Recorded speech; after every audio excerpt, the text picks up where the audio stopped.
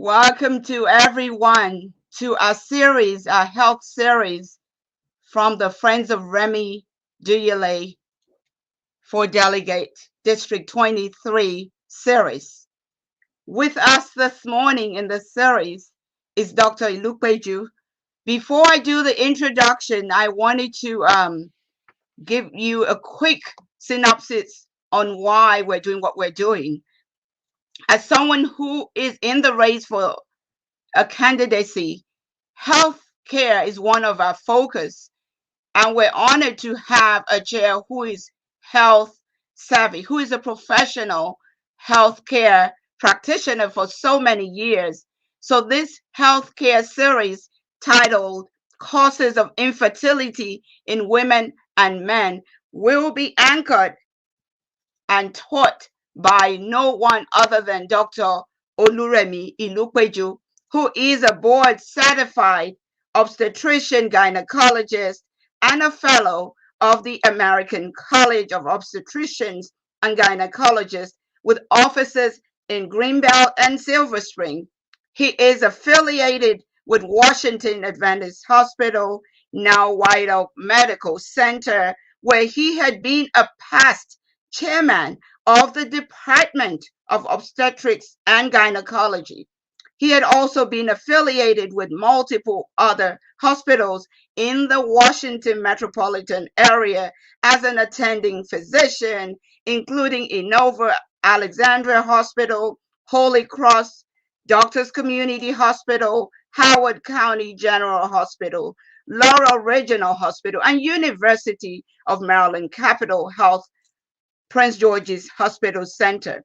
He's an experienced medical practitioner with a demonstrated history of working in the healthcare meritocracy, including in other industries, various capacities he has worked. Skilled in gynecology, qualified expert in the treatment of uterine fibroids, team building, public speaking, business management, healthcare infrastructure development, teaching, mentoring, and social activism. Dr. Ilukweju has contributed immensely, I repeat, immensely, to healthcare advancement in Africa, in Nigeria specifically, evident through his trade and humanitarian missions to several states in the great nation of Nigeria and other African nations. He belongs to several civic, healthcare, and philanthropic organizations, including the American College of Obstetricians and Gynecologists, and a few others that time would not permit me to mention. But simply put, in another less than a minute, I will bring to you some of you, introduce to you some of you. You already know who he is, but he will fill us with fountain of knowledge for the next 25 to 30 minutes, and we'll give you all a chance to ask questions. Dr. Ilukweju, we're honored to have you today, and he doubles as the chair of the campaign. So who better can kick up this series of healthcare that we will be rolling out to you at least once a month with various practitioners who are lined up, just so we can feed the information that is needed to our people to know that there's always hope when it comes to healthcare, but you've got to know who knows what.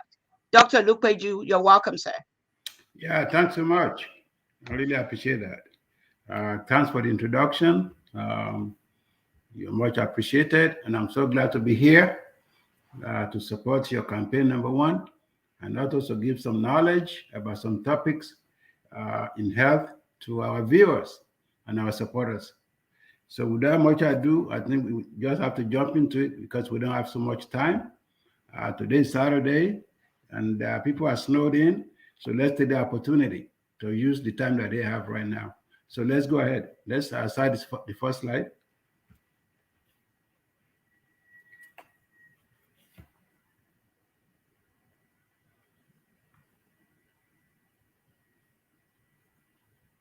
Let's share the first. Okay, great. So the topic for today is infertility in men and women, in women and men, women first. The definition of infertility is inability to conceive after 12 or more months of unprotected intercourse. If it's modified for women ages 35 to 40, it will be about 6 months of unprotected intercourse. And for women above 40, it's about 3 months of unprotected intercourse before the initiation and evaluation of treatment. Fertility is defined as the capacity to produce a child. Second page. Most women and men want to have children. Approximately 80% of the general population will conceive without medical assistance. About 15% of the general population will have trouble conceiving without medicine or surgical assistance. That translates to about 200 million people worldwide. The ability to conceive decreases as a woman ages. The number and quality of eggs that a woman produces decrease in number and quality as a woman ages. For example, during pregnancy, when a female child is maturing in the womb, she has about 6 million eggs, so to speak. At birth, the number of eggs that the baby has, is about 1 to 2 million. At puberty, that number goes to about 1 million. At age 25, it will be about 300,000 eggs. At about age 30, about 72,000. At age 40, it's down to about 18,000.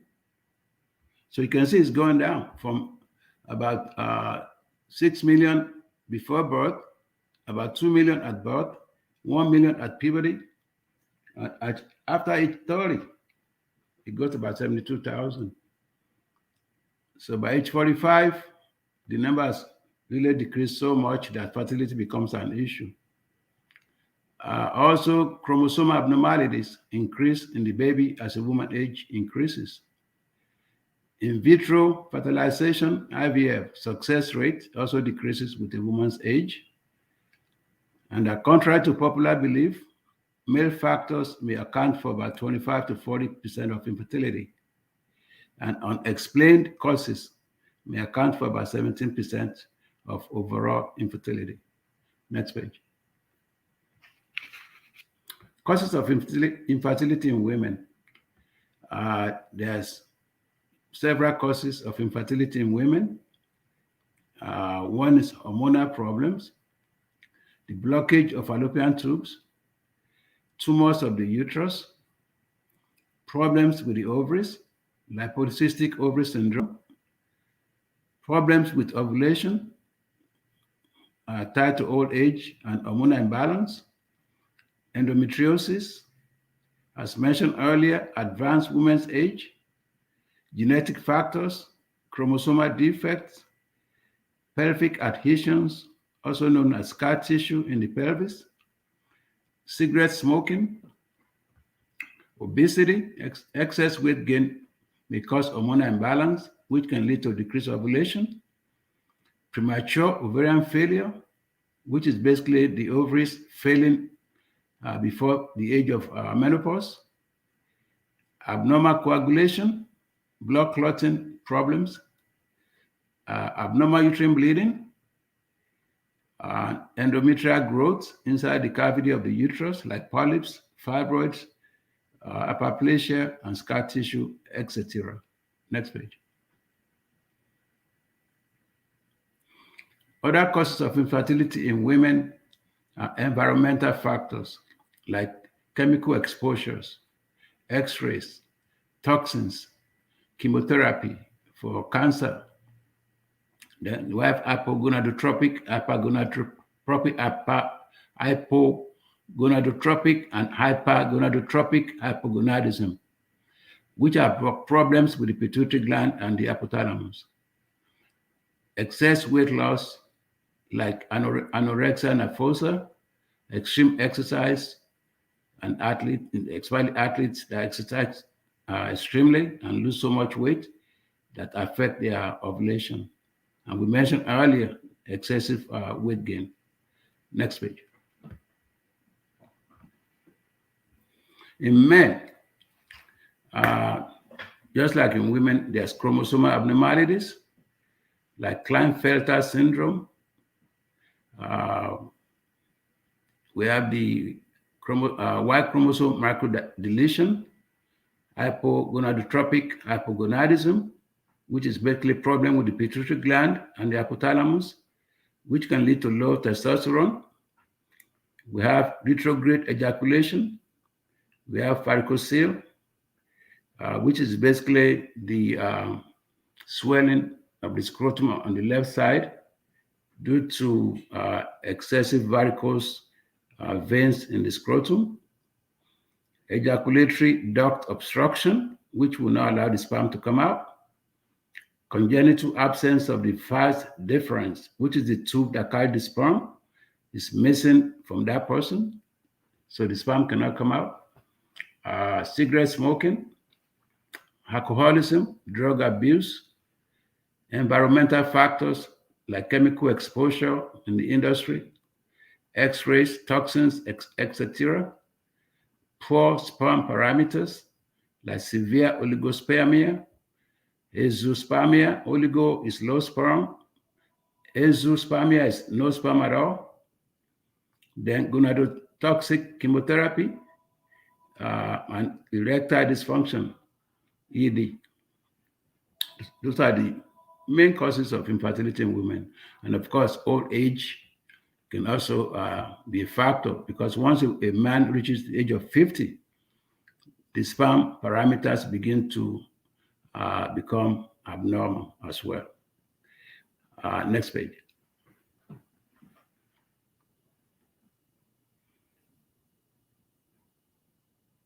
Next page.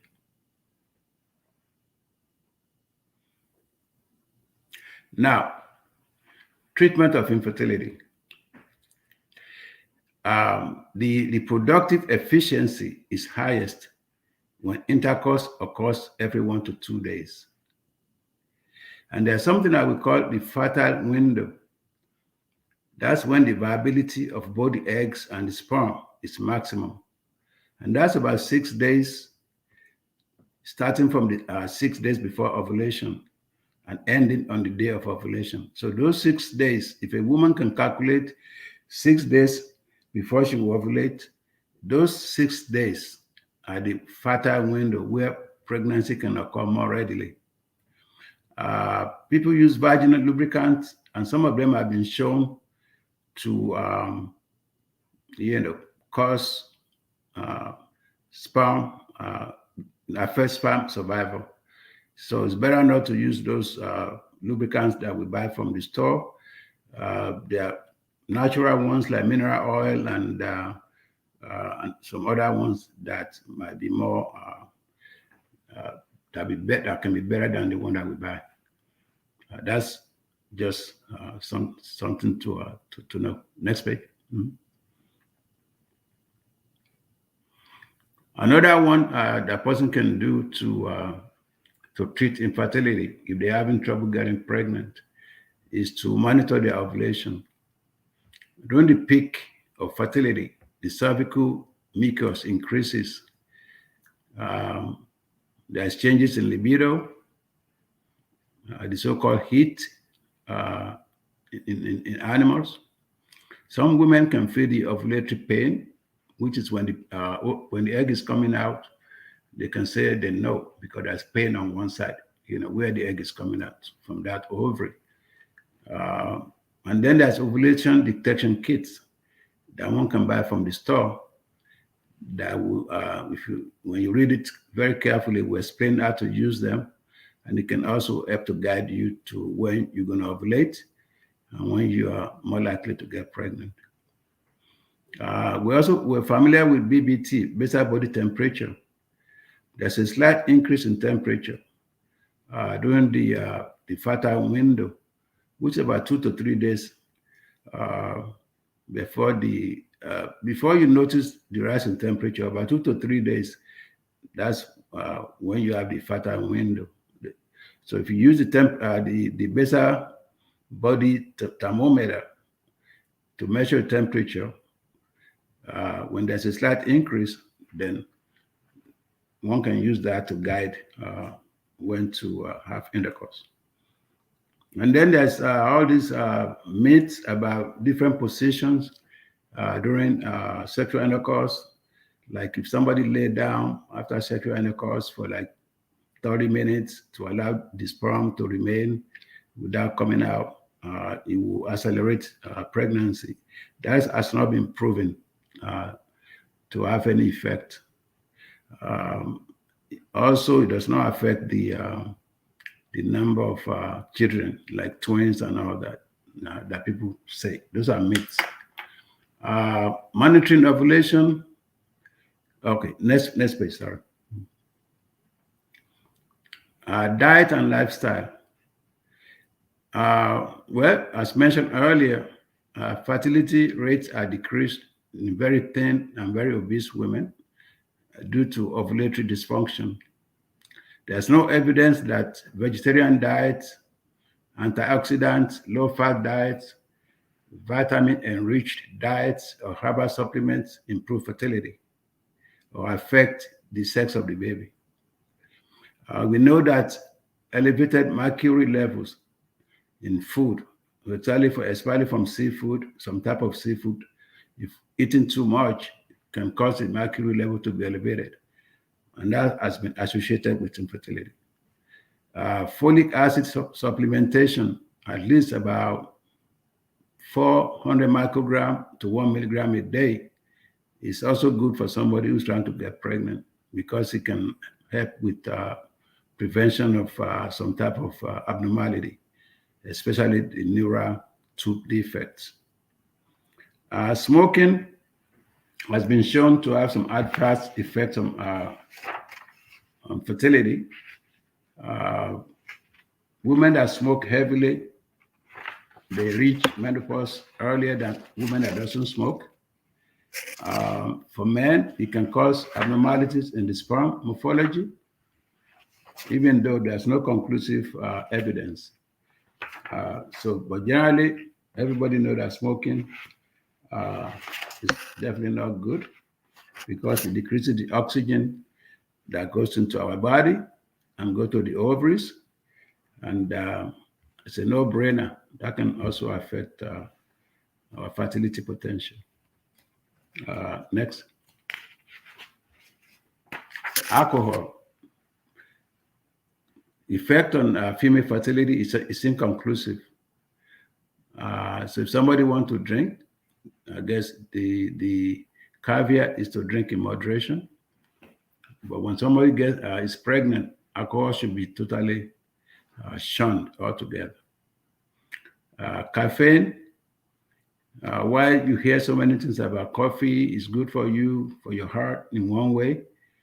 It can also be bad for somebody who's trying to get pregnant, especially if it's taken excessively, like more than 5 cups a day, or 500 milligrams, or any drink that contains a lot of caffeine. Too much of it can be associated with decreased fertility.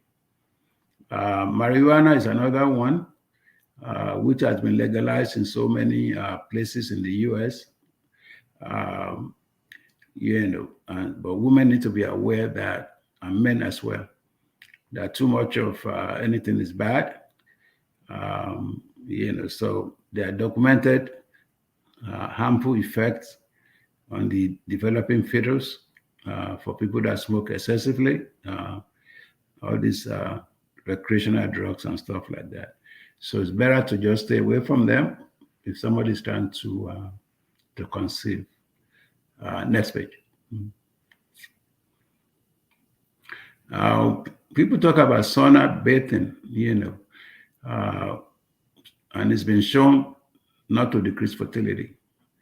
It's even safe in pregnancy if the pregnancy is uncomplicated. However, men are recommended to avoid excessive heat to their testicles because it can affect sperm production. Now we get to medical treatment. Everybody's familiar with medication that people use to induce ovulation. If it's proven that the woman is having trouble with ovulation, like Clomid and other type of medication that can help to accelerate ovulation. Treatment of PCOS, polycystic ovary syndrome. We have the Lupron and other type of medication for endometriosis and stuff like that. And of course, we mentioned the exposure to toxins. So anybody who's working in industry where there are a lot of toxins, like people that work in dry cleaner shops, those fluid solvents used in dry cleaning and the printing industries can be harmful to the gonads, both men and women. Pesticide, also is another thing to be avoided. We have surgical treatment, as we all know. Sometimes we do a DNC to clean the uterus out, especially if somebody's having some problem with bleeding, and they have maybe polyps or hyperplasia of the endometrium, or other thing that is abnormal within the cavity of the uterus. We perform what we call a DNC to scrape the lining out. And sometimes that can be helpful to find the cause of the problem and also to stop the bleeding. Hysteroscopy is basically using the camera to look inside the uterus, inside the cavity, to see if there's anything there that could be a cause of infertility. Myomectomy is the removal of fibroids, which most women are familiar with. Instead of removing the whole uterus, we just remove the fibroids by different method, opening the abdomen or laparoscopic with small incisions. Adenomyosis is endometriosis of the uterus, which is usually very difficult to treat. Endometriosis can be born with laser, with heat. Laparoscopy, using the camera to look in the pelvic cavity to see what is going on there. Adhesions can be a source of infertility. One can scrape them out. Sometimes when the tube is blocked, We can open them up. We can tie tubes together. People who have had tubal ligation before can have their tubes repaired and put together again. So there are so many different things that can be done surgically to improve fertility. In IVF, in vitro, everybody is aware of it. It's happening worldwide. Usually, it's a treatment of last resort. Many women, usually, especially in developing countries, look at IVF as a first option. And usually, it's supposed to be the last because many causes of infertility can be found easily by the gynecologist and treated. And before somebody go to IVF and spend a lot of money and a lot of headache and pain and suffering unnecessarily. Egg donor is there. All this technology is there for IVF, egg donor, ovulation induction, pre-implantation genetics. That's when the eggs are biopsied to look for any genetic problems before they are used for IVF. Birth control pills are usually also used, Lupron. All these things are used by the IVF specialist to help somebody who's having trouble. And of course, we all know about intrauterine insemination, where washed concentrated sperm is placed in the uterus before the ovulation is triggered. And sometimes that helps also when there's a mild male factor infertility. Next. And then imagine trends in a way, now I'm sure some people have heard where some women have had uterine transplant. People who are born without a uterus or people who have had their uterus removed due to some other issues can now have a new uterus transplanted from another source. So that is all the latest things going on right now. And of course, for male, there's also different surgeries for the varicocele, for the ejaculatory duct obstruction, prostate surgery, and the like. And then, of course, for ED, which affects most men after the age of 50, luckily now there's all this medication, Viagra, Cialis, Levitra, counseling, biofeedback, so all these things are there to help men as well, because ED can be a source of infertility. Because I said earlier, 1 to 2 intercourse a week, is known to help with fertility. So if somebody's having ED, obviously the frequency of sexual intercourse will be decreased. So that could be a source of infertility right there. Next page. And then there's what we call Yersinia carrier.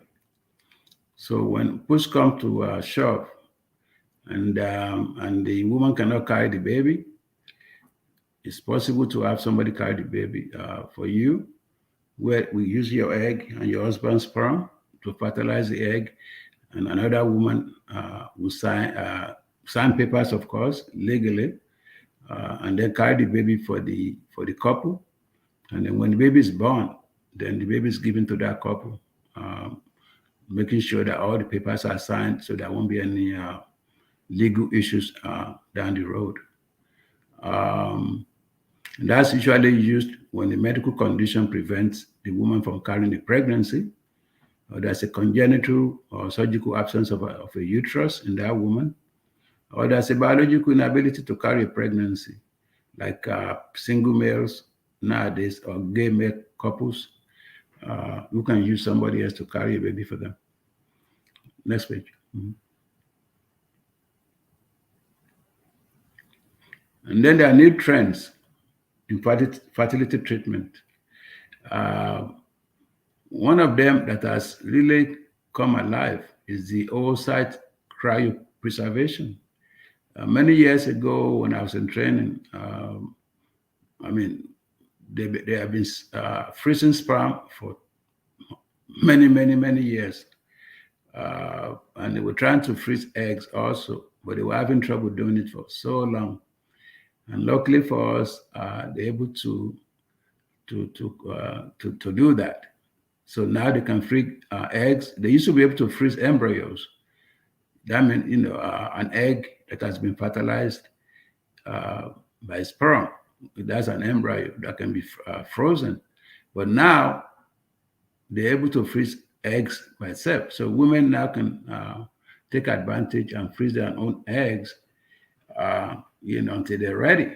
And so if a woman is 50 years old and she has egg frozen when she was 30 years old, when she's ready to use those eggs at age 50, that would be like using the egg of a 30-year-old, and it will work than getting an egg from a donor.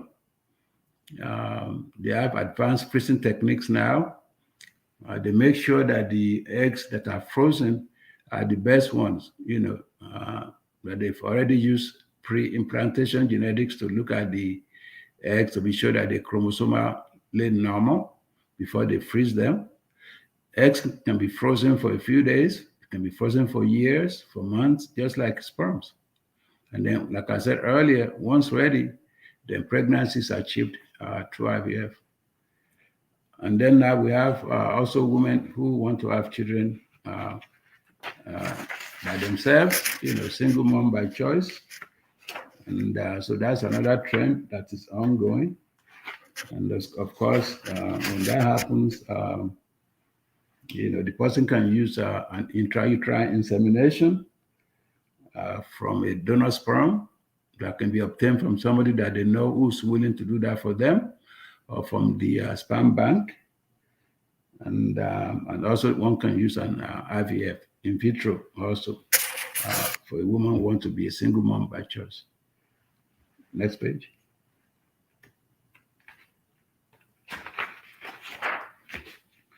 Then there's same-sex couples. As we know now, nationally there's about 120,000 same-sex couples that have children right now in the U.S.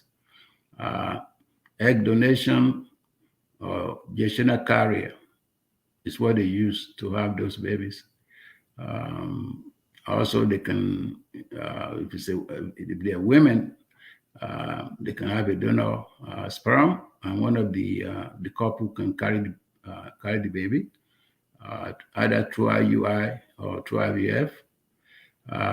Of course, they're going to use the eggs of one or the other of the partners when it comes to the female partner. For men, obviously, they have to get the egg from somewhere, and then use the sperm of one of the partner, and then use a gestational carrier to carry the baby for them. Some women are opting for what we call the natural cycle IVF, because they feel like when you go for the IVF, they give you so many injections and so many drugs, and they feel like this can affect the baby and all that. So they opt in not to have any medication to produce the eggs, to get them ready. So they just use their own eggs the way it is, and and save a lot of money, a lot of headache, and then use that for the IVF. There's a downside to it because, number one, they may not get as many eggs, and some of the eggs that is used may not be normal because they may not have a way to really evaluate them to see that they're chromosomally normal before they use them for IVF. In somebody who doesn't want any medication to promote development of several eggs and all that for IVF. And then the last one is the minimally invasive IVF. Next page. And that one is also similar to the natural one, where you use your own eggs without any medication or injections.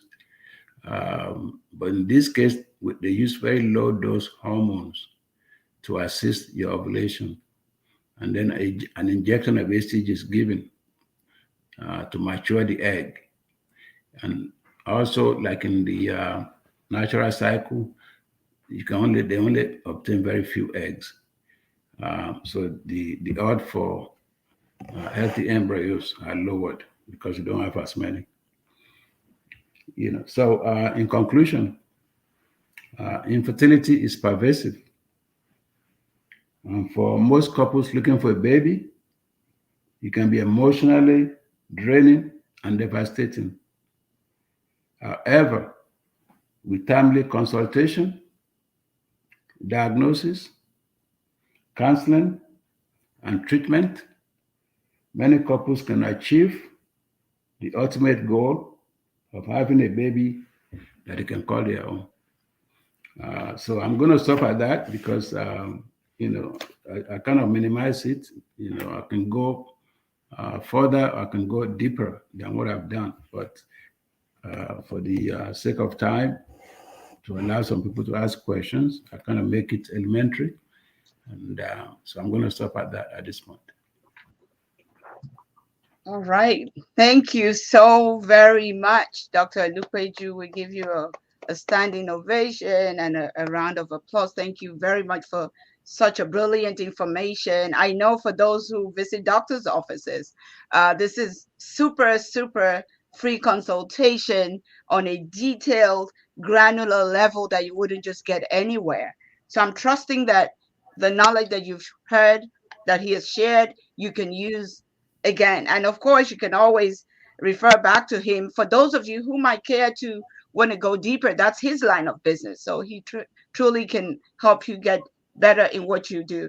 I had a lot of aha moment that I didn't know existed when he was explaining the various treatment and how people can have their baby and get their emotion situation in order. That caught my attention. I'm not going to repeat what an expert have said because I'm nowhere near being an expert on anything medical. I'm a banker, a finance person, and that's my lane. But thank you so much, sir, for this knowledge. A few of you have texted some questions to me. I know this is a private topic, so a lot of times people might not feel comfortable to share, but I do have questions.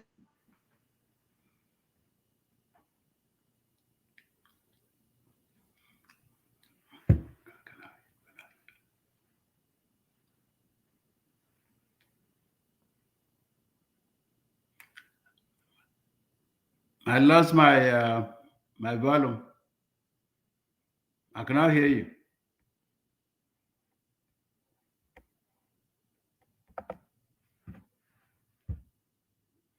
The volume is lost.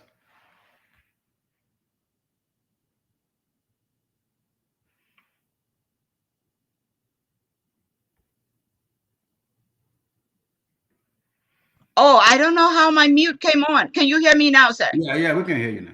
Oh, I'm so sorry. I don't know how long ago I disconnected from all of you, but we thank you and said thank you for what you have done. I don't know where you stopped hearing me from, but I'll pick up from the Q&A. I was like, there's no way I could do justice to summarize what you've just said when a professional has spoken. Nowhere for me, a banker, finance experts to even come near it. So I'm going to go straight to some of those who have texted questions privately to us so that you can give us your insight to this. What age is it now safe to carry a baby? That was what a question that somebody sent. So if you could please quickly give us that, and I have a few more that were text privately to me, and we'll go from there, sir. Well, that's a good question. um, if you listen to what I said earlier, we all know that once a woman begins to ovulate, age 11, age 12, that person can get pregnant. Actually, I've delivered some 12-year-olds in my time. Um, so when you hear what I said at age 30, the fertility begins to decrease because the number of eggs, which at puberty is about 1 million, at age 30 has become about 72,000 from 1 million at puberty due to atresia. That's why we use the word atresia.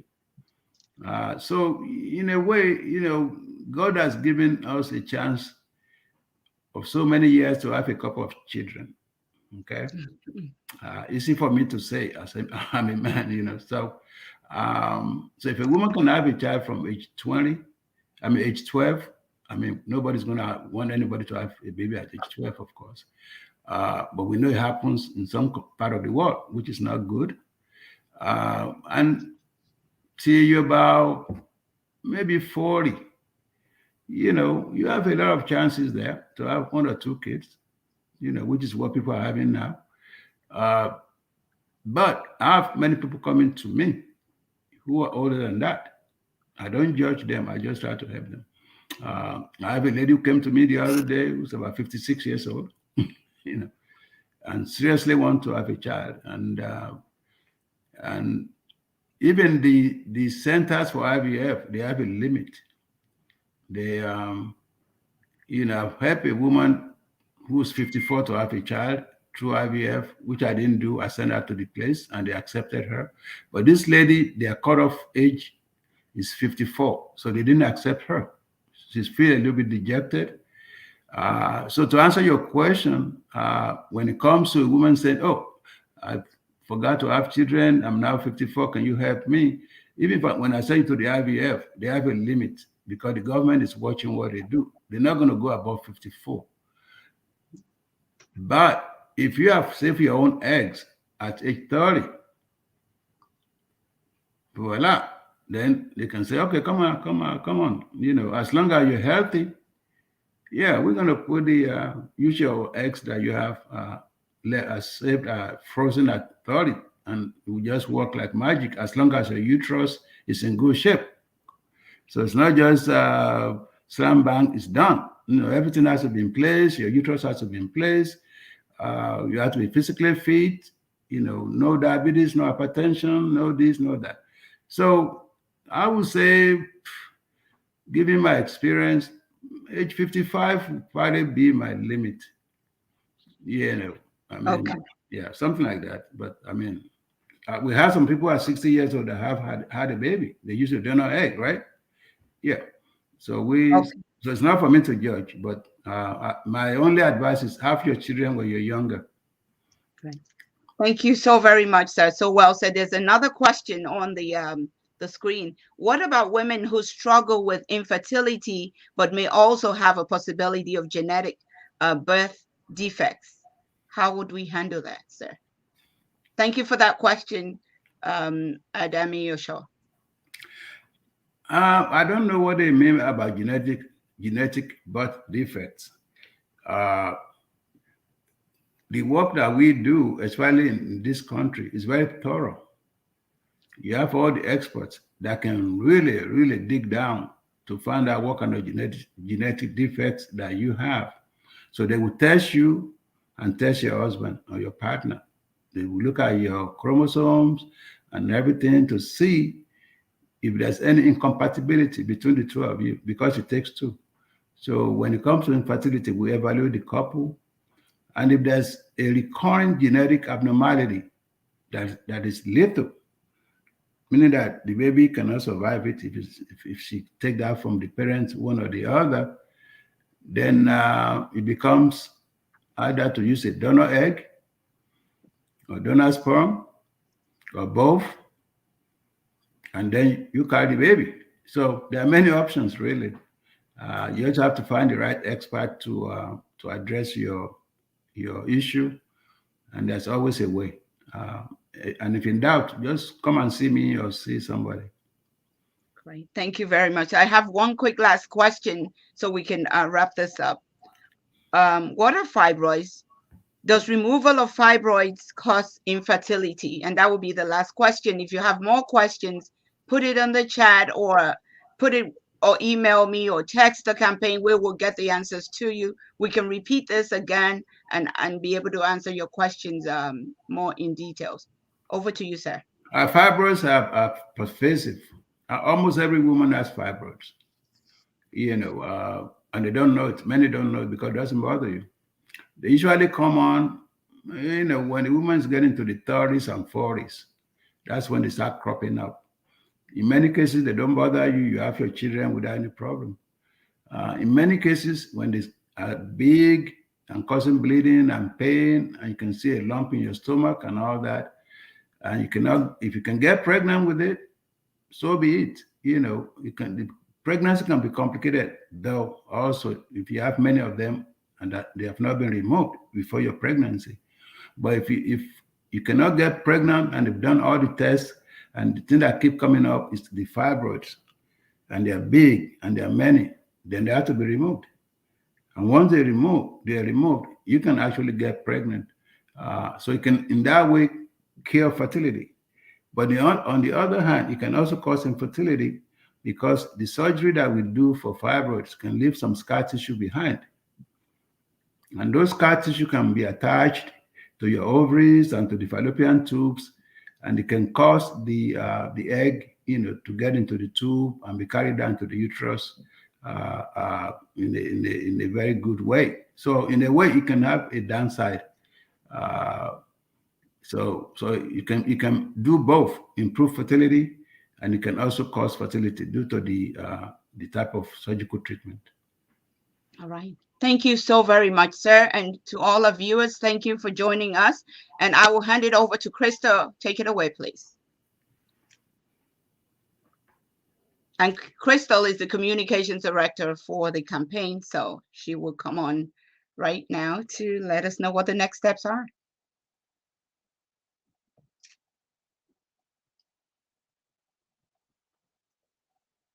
Crystal, are you there?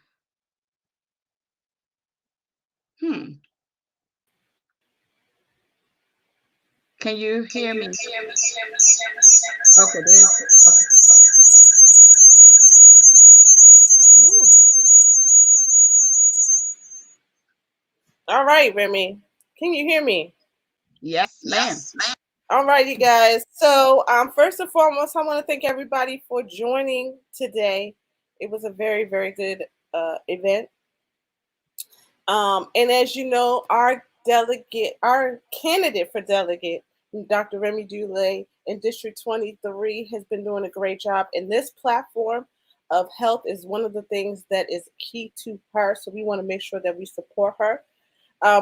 You will see in the chat and on the screen ways that you can contribute. So right here, if on the screen in the chat is a link for you if you would like to volunteer with the campaign. We need volunteers. We need people on the ground. We need people out there in the streets getting out the word and supporting Dr. Remi Duyile as she goes to take on the seat in Annapolis. All right, and there's also yard signs. If you would like to support and get a yard sign like I do here. See here?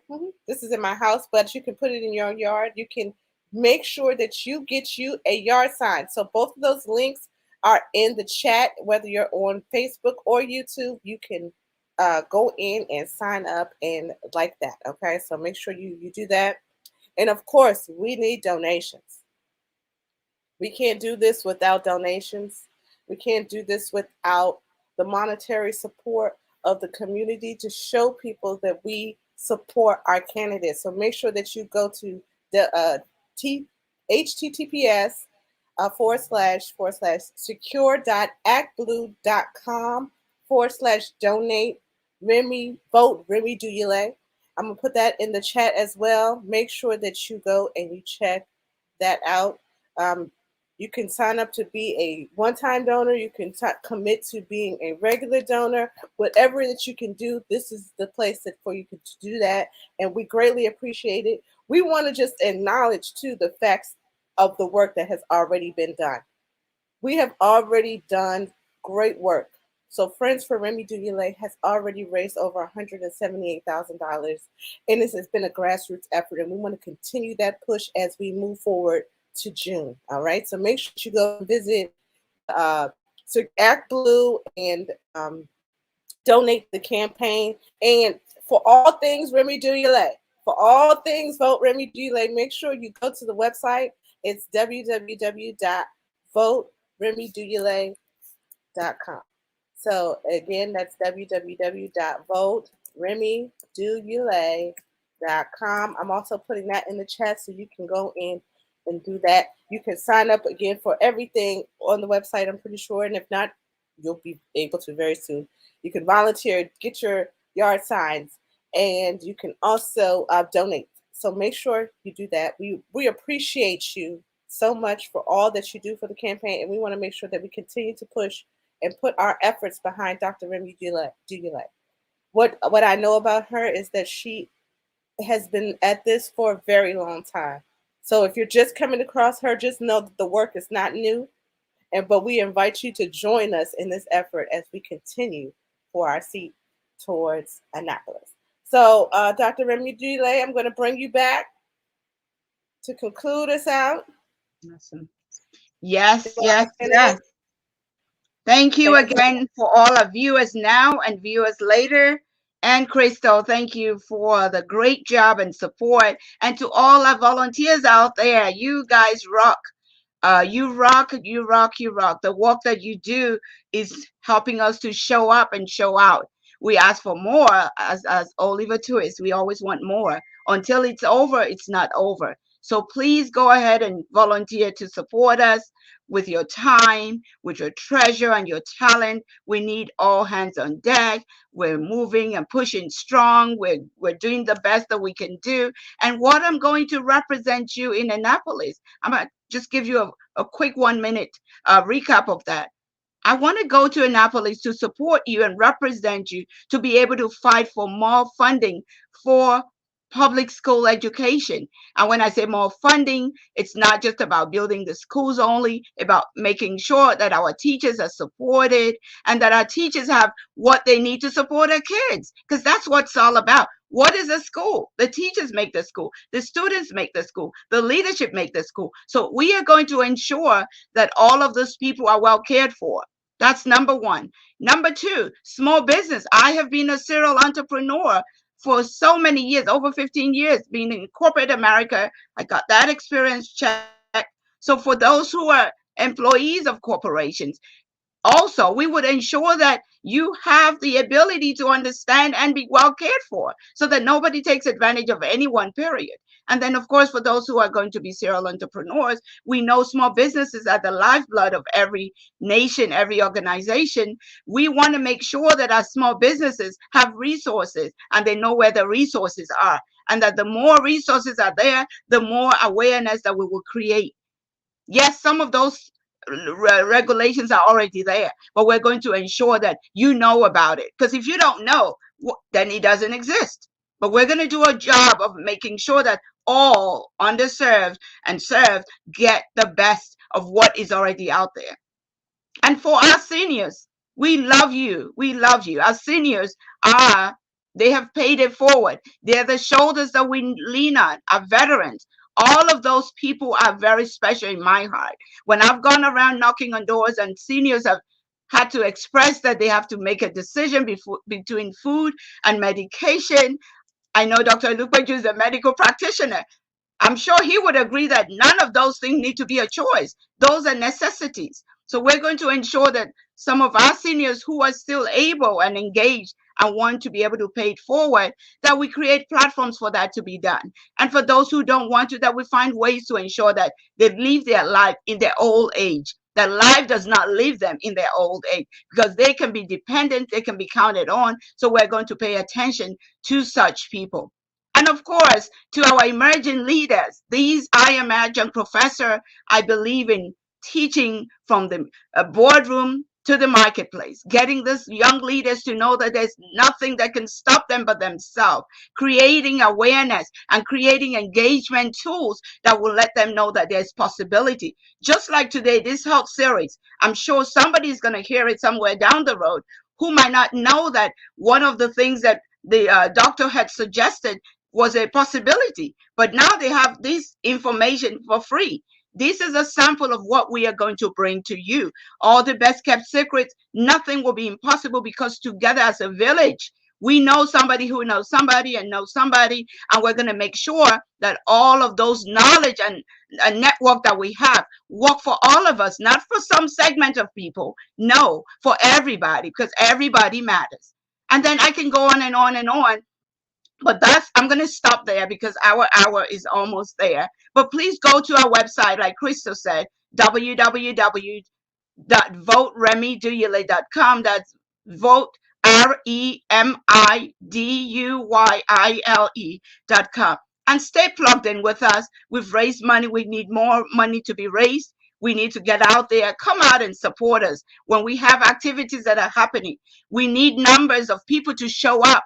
Yes, you're supporting us. We see your coins. We see your support system, but we need to see your physical presence, because the physical presence is what's going to turn out to votes. Come see what we're doing so you can enlist your army. I'm not in this race alone. You guys, I'm going there to be your servant leader. So please take this as your business and go ahead and bring people who you know can help us. If you're a young leader out there, you're in high school, you're in college, we can leverage you to do some things for us. So together we are building, and we will mentor you. That's what we do best at my nonprofit, Legacy Premier Foundation. So all of you that have joined today, and those who would know about this later, stay tuned. We have more health series coming. We have the authentic narratives. We're going to be coming live at you, talking and helping you to take advantage of some of the nuggets and the gems that will be shared for your profitability. It's all about us, not about one person. So I thank you all for joining, and thank you, Dr. Lukweju. Thank you, Krista, and thank you for all the volunteers